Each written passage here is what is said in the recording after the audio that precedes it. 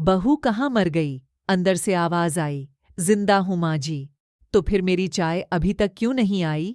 कब से पूजा करके बैठी हूँ, ला रही हूँ माँ जी। बहू चाय के साथ भजिया भी ले आई। सास ने कहा, तेल का खिलाकर मारोगी क्या? बहू ने कहा, ठीक है माँ जी, ले जाती हूँ। सास ने कहा, रहने दे, अब बना दिया है तो खा लेती हूँ। सास ने भजिया उठाई और कहा, कितनी गंदी भजिया बनाई हैं तुमने। बहू, माँ जी मुझे कपड़े धोने हैं, मैं जाती हूँ। बहू दरवाजे के पास छिपकर खड़ी हो गई। वह सास को छिपकर देख रही थी। सास भजिया पर टूट पड़ी और पूरी भजिया खत्म कर दी। बहू मुस्कुराई और काम पर लग गई। दोपहर के खाने का वक्त हुआ। सास ने फिर आवाज लगाई, कुछ खाने को मिलेगा? बहू ने आवाज नहीं दी। सास फिर चिल्लाई, भूखे मारोगी क्या? बहू आई, सामने खिचड़ी रख दी। सास गुस्से से, ये क्या है? मुझे इसे नहीं खाना, इसे ले जाओ। बहू ने कहा, आपको डॉक्टर ने दिन में खिचड़ी खाने को कहा है, खाना तो पड़ेगा ही। सास मुंह बनाते हुए,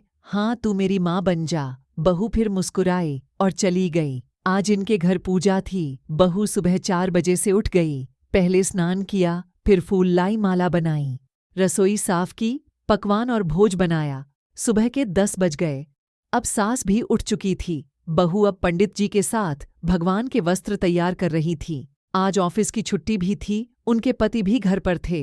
पूजा शुरू हुई। सास चिल्लाती, बहू ये नहीं है, वो नहीं है करती रहती। बहू दौड़ी दौड़ी आती और सब करती। अब दोपहर के 3 बज गए थे। आरती की तैयारी चल रही थी।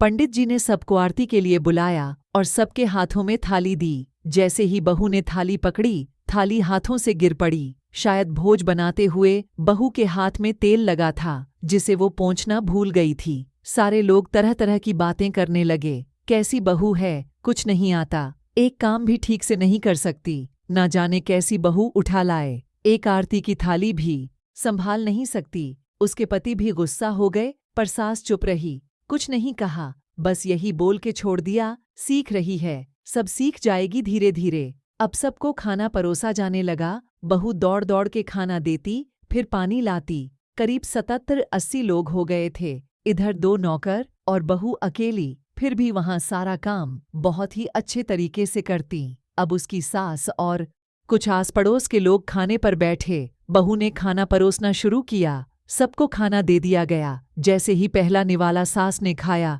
तुमने नमक ठीक नहीं डाला क्या? एक काम ठीक से नहीं करती, पता नहीं मेरे बाद कैसे ये घर संभालेगी। आस पड़ोस वालों को तो जानते ही हो ना, वो बस बहाना ढूंढते हैं नुक्स निकालने का।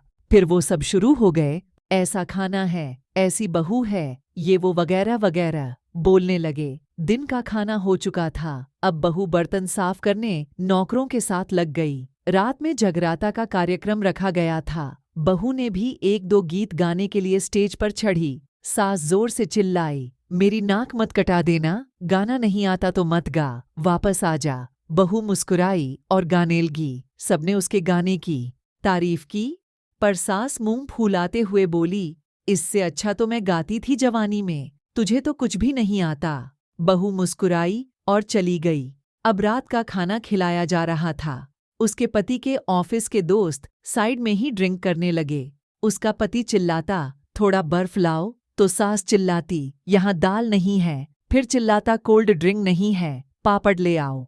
इधर उधर आखिरी में उसके पति की शराब गिर पड़ी उसके एक दोस्त पर और बोलत टूट गई। पति गुस्से में 2 झापड़ अपनी पत्नी को लगाते हुए कहता है, जाहिल कहीं की, देखकर नहीं कर सकती, तुझे इतना भी काम नहीं आता। सारे लोग देखने लगे। उसकी पत्नी रोते हुए कमरे की तरफ दौड़ी। फिर उसके दोस्तों ने कहा, क्या यार, पूरा मूड खराब कर दिया, यहाँ नहीं बुलाया होता, हम कहीं और पार्टी कर लेते। कैसी अनपढ़ गंवार बीवी ला रखी है तूने, उसे तो मेहमानों की इज्जत और काम करना तक नहीं आता, तुमने तो हमारी बेइज्जती कर दी। अब आस पड़ोस की औरतों को और बहाना मिल गया था।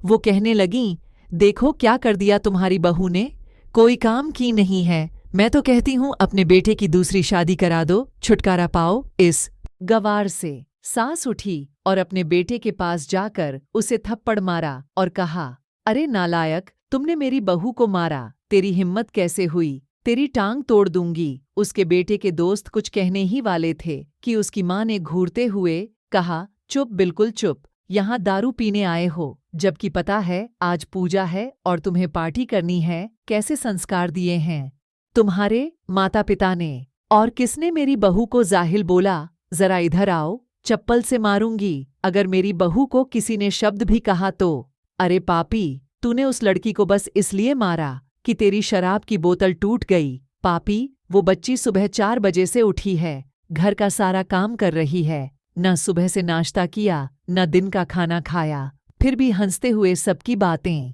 सुनते हुए, ताने सुनते हुए घर के काम में लगी रही। तेरे यार दोस्तों को वो अच्छी नहीं लगी। जूते से मारूंगी तेरे दोस्तों को जो कभी उन्होंने ऐसा कहा। उसके यार दोस्त चुपके से खिसक लिए। अब सास बहू के कमरे में गई और बहू का हाथ पकड़कर बाहर लाई। सबके सामने कहने लगी, किसने कहा था अपनी बहू को घर से निकाल के दूसरी बहू ले आना? जरा सामने आओ।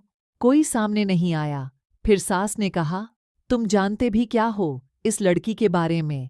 ये मेरी माँ भी है, बेटी भी। माँ इसलिए मुझे गलत काम करने पर डांटती हैं और बेटी इसलिए कभी कभी मेरी दिल की भावनाएं समझ जाती हैं। मेरी दिन रात सेवा करती है, मेरे 1000 ताने सुनती है, पर एक शब्द भी गलत नहीं कहती, ना सामने ना पीठ पीछे। और तुम कहते हो दूसरी बहू ले आऊं? याद है ना छुटकी की दादी, अपनी बहू की करतूत? सास ने गुस्से से पड़ोस की महिला को कहा, अभी पिछले हफ्ते ही तुम्हें मियाँ बीवी भूखे छोड़ घूमने चले गए थे। मेरी इसी बहू ने 7 दिनों तक तुम्हारे घर पर खाना पानी, यहाँ तक कि तुम्हारे पैर दबाने जाती थी और तुम इसे जाहिल बोलती हो। जाहिल तो तुम सब हो जो कोयले और हीरे में फर्क नहीं जानते। अगर आइंदा मेरी बहू के बारे में किसी ने एक लफ्ज भी बोला तो मुझसे बुरा कोई नहीं होगा, क्योंकि ये मेरी बहू नहीं मेरी बेटी है। बहू सिसकियां लेते हुए फिर कमरे में चली गई। सास ने एक प्लेट उठाई और भोजन परोसकर बहू के कमरे में खुद ले गई। सास को भोजन लाते देखा तो बहू ने कहा, अरे माँ जी आप क्या कर रही हैं, मैं खुद ले लेती। सास ने प्यार से ताना मारते हुए कहा, डर मत, इसमें जहर नहीं है, मार नहीं डालूंगी तुझे। तुझे नई सास चाहिए होगी, पर मुझे अभी भी तू ही मेरे घर की बहू चाहिए। बहू ने अपनी सास को रोते हुए गले से लगा लिया। सास भी रो दी और कहा, चल खाना खा ले। फिर मजाक करते हुए कहा, फिर मेरे पैर दबाने चले आना और ये ख्याल मन में मत लाना कि सास पैर बोलती है। किसी दिन मैं इसका गला दबा दूंगी, क्योंकि कभी मैं भी यही सोचती थी। दोनों खूब हंसने लगती हैं।